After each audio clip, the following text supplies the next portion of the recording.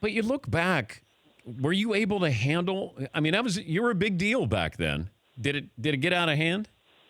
Oh yeah, absolutely. It was like a tornado. I vaguely remember most of any of it. It just was like a freight train that came right through the middle of my consciousness, and I never really got a chance to just center myself and just do what I loved, which was playing football. And that's partly my ownership I have to take because I allowed people around me to take control of certain parts of my life and tell me we're going to do this show, we're going to go over and do this.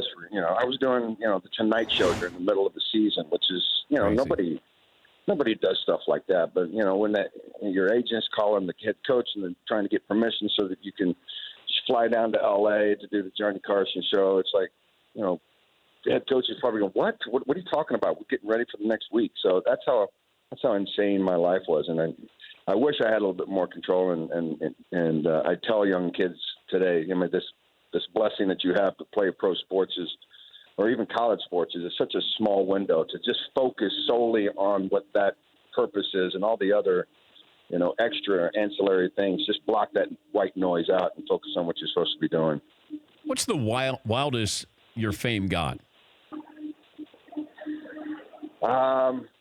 Man, I don't know. I think the infamy part of it was probably that T-shirt down in the Orange Bowl when I made that statement I shouldn't have made, at least on that stage.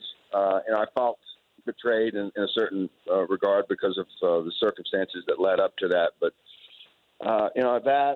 pulling into New York to play the Jets and looking on the marquee sign, and it was the Boz versus the Jets, and all the guys in the bus, were looking at me and go, really? We don't even count? I'm going, dude, I put the letters up on the marquee. So, so I felt how out of control it was, and I wish I could have done some things, but, partially as part of the things that I was doing, saying the things that I said. But that was kind of what they wanted. They came in and they said, hey, we need an identity up here in Seattle. Nobody even knows we exist. And quite frankly, when they picked me, it's like I had to scratch my head and say, wait a minute, what, Washington, they have a football team up there? I didn't even realize that, So, but I've become, a big fan. I watch them. One of my very exclusive teams that I watch in the NFL when I do turn on Sunday, and they're doing pretty well considering they've lost a lot of their players.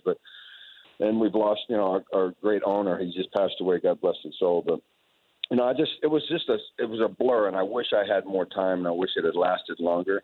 And I wasn't smart, and I didn't listen to my body when my body was telling me I'm breaking down. Go get it fixed. I tried to play through the injury and it ended up destroying my body. For more Dan Patrick Show, tune to Audience Channel 239 on DirecTV or download the Dan Patrick Show app.